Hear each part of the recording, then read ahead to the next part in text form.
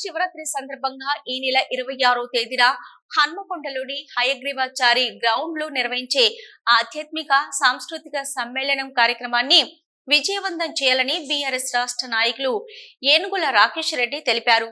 హరిత కాకతీయ హోటల్లో ఏర్పాటు చేసిన మీడియా సమావేశంలో ఆయన మాట్లాడారు. జిల్లాలోని ప్రతి ఒక్కరూ మహాశివరాత్రి పండుగ రోజు ఈ కార్యక్రమంలో పాల్గొని విజయవంతం చేయాలని కోరారు. ఆధ్యాత్మిక సాంస్కృతిక వైభవాన్ని ఆస్వాదించి పరమశివుడి ధ్యానంలో ఉండాలని అన్నారు. అదే ఆనవాయితీని కొనసాగిస్తూ ఈరోజు శేషయ్య గారి చేతుల మీదుగా మనం కరపత్ర ఆవిష్కరణ చేసుకుంటాం.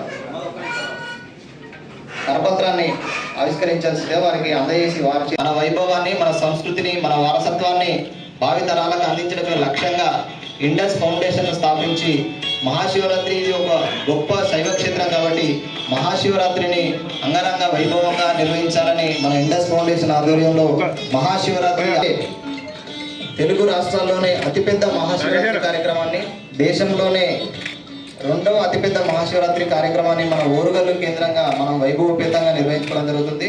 దానికి సంబంధించి ప్రజలందరూ కూడా దీన్ని హక్కున చేర్చుకోవడం వల్ల పెద్ద ఎత్తున ప్రజలు కార్యక్రమానికి హాజరవుతా ఉన్నారు.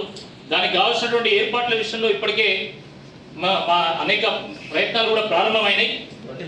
ఇంకా రాబోయేటువంటి ఈ 10 రోజుల్లో ఆ ఏర్పాట్లన్నీ కూడా మేము పూర్తి చేసి మరి ప్రజలకు ఒక మంచి వేదికను అందించేటువంటి ఒక ప్రయత్నం మేము చేస్తాము.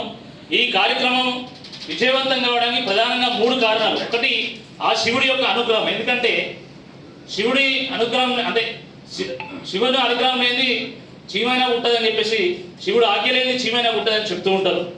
ఈ కార్యక్రమం ఇంత విజయవంతమైందంటే తప్పకుండా ఆ శివుని యొక్క అనుగ్రహం ఉన్నదని మేము భావిస్తూ ఉన్నాము. రెండవది, ఆ భద్రకాళి అమ్మవారి ఆశీస్సులు, మన శేషయ్య గారి యొక్క ఆశీర్వాదం కూడా ఈ యొక్క కార్యక్రమానికి ఉంది.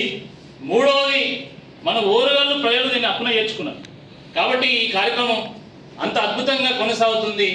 ఈ మూడింటికి తోడుగా మన మీడియా కూడా, ఎందుకంటే ఇది వరంగల్ కార్యక్రమం, మన కార్యక్రమం కాబట్టి మీడియా తన వంతు సహకారం అందించి ఈ కార్యక్రమం ప్రజలకు తీసుకువెళ్ళేటువంటి ఒక ప్రయత్నం చేస్తూ ఉంది. కాబట్టి ఈ కార్యక్రమం ముందుకెళ్తుంది.